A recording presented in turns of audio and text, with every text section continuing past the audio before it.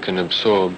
After around a month and a half of touring, you find that you are no longer capable of concentrating on the problems as you should.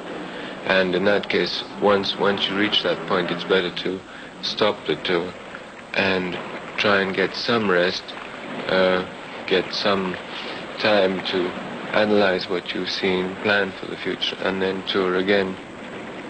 The place the Aga Khan has chosen for rest is the Costa Smeralda, a beautiful stretch of white sand and emerald sea on the northeast coast of Sardinia. His method of relaxation is, to say the least of it, unconventional.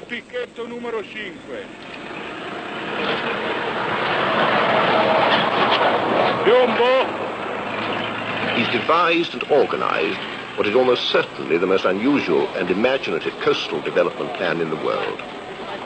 Under his presidency, a consortium of landowners has brought up 35 miles of coastline, including 80 beaches, which they're steadily turning into a place for holidays. It's a £70 million project, and that part of it, which includes turning a deserted inlet into the chief yachting harbour in the central Mediterranean, is already pretty well finished.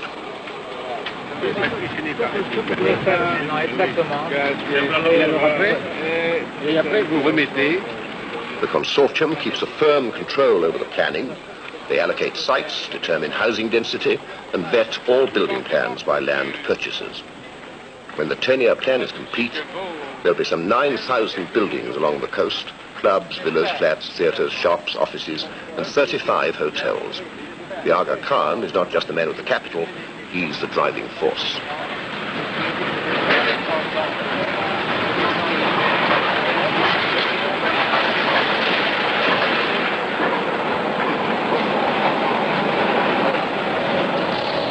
The key of the port, I think, was built in record time. Between February and August, we will have completed 280 meters of quay. And really, I think that is quite an achievement here in Sardinia or anywhere else. This one is open. The other one, servant told me we shall get it.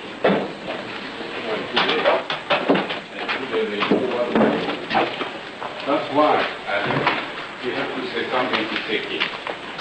And we allow people got nothing to do here. You know? That's not bad, really. They said they couldn't, they have to put the bamboo on and then the bricks on the tiles on top. They said they couldn't get the tiles on. So I told them to take more work. Well, Anybody could look at this coastline and think it would be nice to have a house here. But not everybody would be prepared to tackle the problems of laying on water, and telephones and electricity, building roads, negotiating with governments and raising the money. If you're the Aga Khan, you may have access to capital and to the ears of the necessary politicians. Even so, the transformation of 35 miles of wild Sardinia into 35 miles of a planned Riviera was quite a task to undertake. I was trying to get 4 or 5 days to myself because I think that one must get away at times. And I found absolutely no one down here and fantastic beaches, free to one, not a cat on them. And I really fell in love with the coast. It was the most beautiful coastline. And at the same time I had an awful feeling that one day this might be completely ruined by uncontrolled construction, uncontrolled development. Well, what happened was my grandfather had a house in the south of France, my father had a house in the south of France. I had been there often as a boy. Then, when I had my own boat, I cruised a lot on the Italian coast.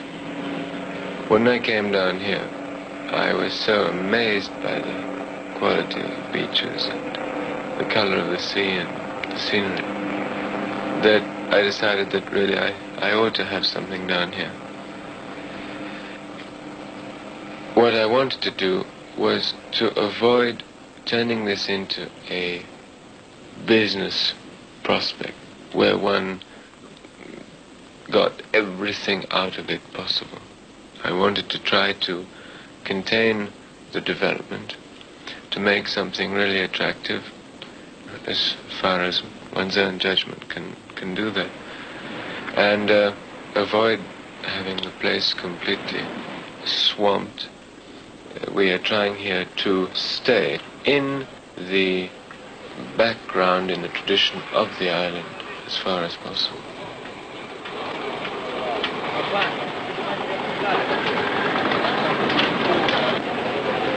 We have tried to stop absolutely everything on the coast unless it has been properly studied and properly planned beforehand.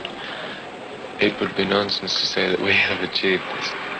But I think bad planning in construction, first of all, you will ruin a site very quickly, and secondly, it will cost a tremendous amount of money.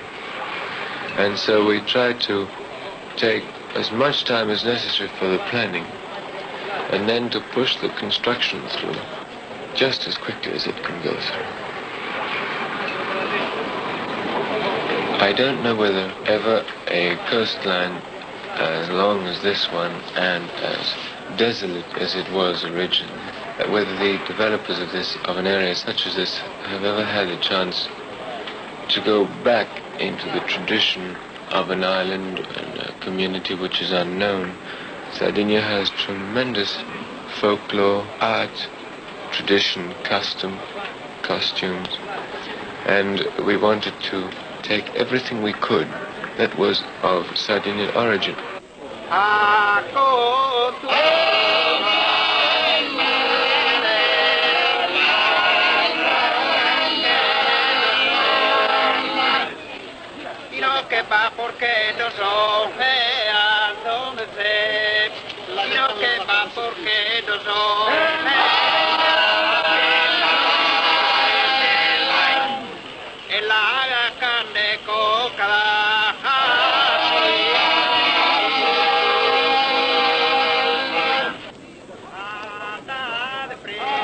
Cala Volpe was in fact rather a dull bay, and the idea was to build something which would catch the eye in Cala Volpe, so as to give it life and character.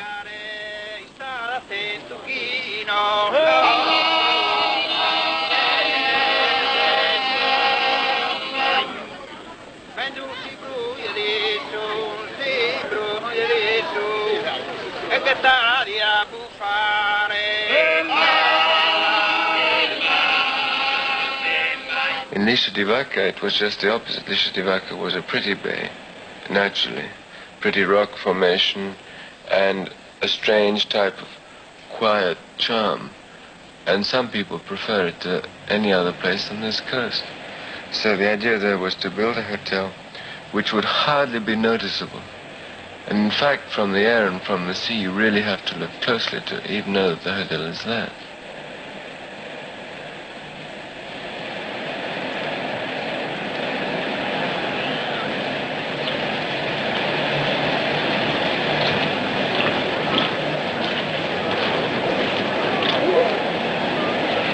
The first hotel was built and opened within the space of 10 to 11 months.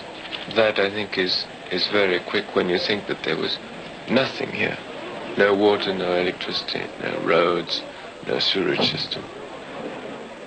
The Costa Smeralda is such a vast area that we are hoping to attract practically every type of holidaymaker. We have already built a number of hotels which are in the first class, and now are working on hotels for second and third class.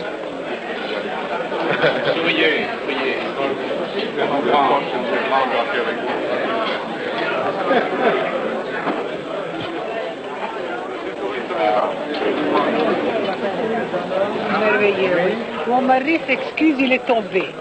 Il est tombé sur le chose, sur le yacht. C'est des gens qui sont amis. We would like to have services for every type of holidaymaker, but at the moment we are slightly restricted because of the means of communication with the island, the airlines, the boat services, etc. But in any case, our plan includes a very wide range of hotels apartments, etc., so that every holidaymaker, whatever the length of stay and whatever the size of his budget for his holidays, can come here.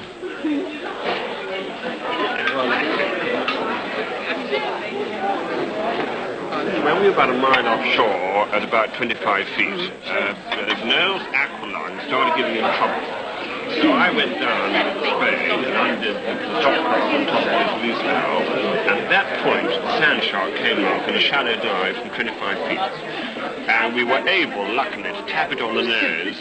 What it was very frightening. I think we have to examine, you see, of going away from the sea with the rules so that the beach would be well protected. And the best thing is, one, when you are going back to Porto Cervo by helicopter, if you can just have a look, I think there is possibility for the road to go up the hill without troubling us and passing in this other valley there, you see, without any trouble. And because otherwise we are going to bring all this. Where will you bring it up? I think around here, somewhere around here or around here. You have to come back quite far here. You have to turn around. Yes, but in any case, we need a road here for the development and for the village. But when you come back, if you could just have a look at this.